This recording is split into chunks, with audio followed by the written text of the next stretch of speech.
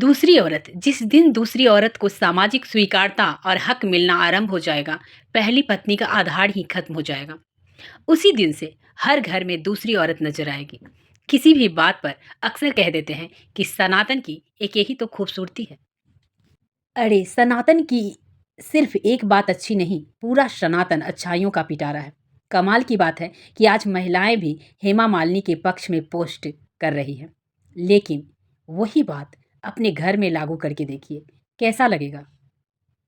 जो महिलाएं ये पोस्ट कर रही हैं, लेकिन वही बात अपने घर में अगर लागू होगा तो क्या वो बर्दाश्त करेंगी? क्या उनमें हिम्मत है प्रकाश कौर बनने की? धर्मेंद्र और हेमा मालिनी की जोड़ी बेहद खूबसूरत थी, मुझे भी बेहद पसंद थी। लेकिन इसका अर्थ यह नहीं है कि उन्होंने सही किया था। हेमा मालिनी ने खुद खुद की खुशी देखी थी। परिणाम जानते हुए भी उन्होंने एक शादीशुदा आदमी से विवाह किया। उसे भविष्य में पता था कि एक परिवार और एक एक का तिरस्कार सहना पड़ेगा। वह खुद कुछ नहीं कर रही थी। प्रकाश कौर के साथ उनके दोनों बेटे और बेटियां मजबूती से खड़े रहे। परिवार की ओर किसी का हिम्मत नहीं हुआ उनके बारे में लिखने या कुछ कहने की। आज धर्मेंद्र के जाने पर सभी की हमदर्दी हेमा मालिनी से जुड़ गई है।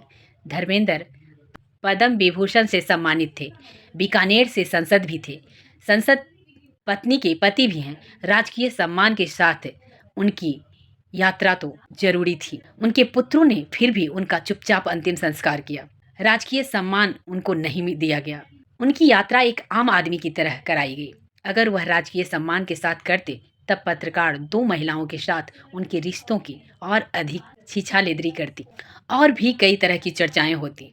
और आप सोचिए, अगर आपके परिवार के बारे में किसी तरह की अगर गलत तरह की चर्चा अगर होती है तो आपको सुनना अच्छा नहीं लगता। वो पूरा परिवार इस चीज़ को कैसे झेलता। दूसरी ओर खुद हेमा मालिनी, जिनके लिए आप सब, कभी कभी मैं भी ये सोचती हूँ कि नहीं, उनको उनका हक मिलना चाहिए था। लेकिन सोचिए, अगर इस चीज़ की जितनी ज़्यादा एक छत के नीचे होती उतना ही ज़्यादा चर्चा का विषय होता और उतना ही ज़्यादा उन्हें उस चीज़ को फेस करना पड़ता। आज भले ही हेमा मालिनी ने अलग अपने घर में उनकी शोक सभा रखी, लेकिन आप सोचिए, क्या वो वहाँ जाकर फेस कर पाती प्रकाश कौर को? इस मशहूर एक्ट्रेस हेमा मालिनी के जीवन से एक बहुत बड़ी सीख मिलती है महिलाओं को कि जीवन में महत्वपूर्ण निर्णय होता है जीवन साथी का साथ। उस चीज का निर्णय इतनी आसानी से और इतनी बेवकूफ़ी तरीके से नहीं लेनी चाहिए। आप एक शादीशुदा मर्द के साथ अगर रिलेशनशिप में आते हैं तो आप अपनी और उस परिवार की ज़िंदगी पूरी तरह से छत बिछत कर रहे हैं। इसलिए हर एक महिला को एक बार ये ज़रूर सोचना चाहिए कि किसी भी शादीशुदा मर्द के साथ उनका अफेयर उस इंसान के लिए तो खतरनाक है ही, खुद उस महिला के लिए ही बहुत बड़ा पेनफुल होने वाला है। किसी परिवार का आ आह लेना, बद्दुआएँ लेना और उसका सामना करना बहुत मुश्किल होता है।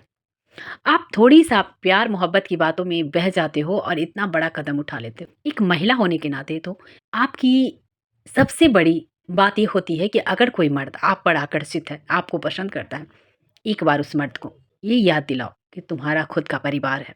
इसलिए इस कहानी से ये सीख ज़रूर लेना चाहिए कि किसी का घर बर्बाद होकर अपना घर कभी आबाद नहीं किया जा सकता।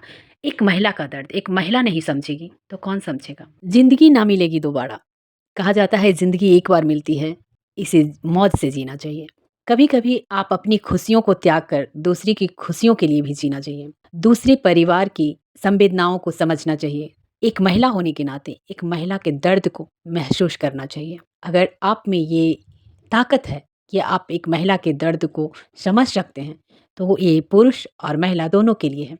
गलतियाँ दोनों तरफ से होती हैं। एक शादीशुदा पुरुष को भी ये हक नहीं है कि वो अपनी ज़िंदगी को और अपने परिवार की ज़िंदगी को इस तरह से दाँव पे लगा दे। इसलिए आपकी छोटी सी गलती बहुत बड़ी भूल बन सकती है।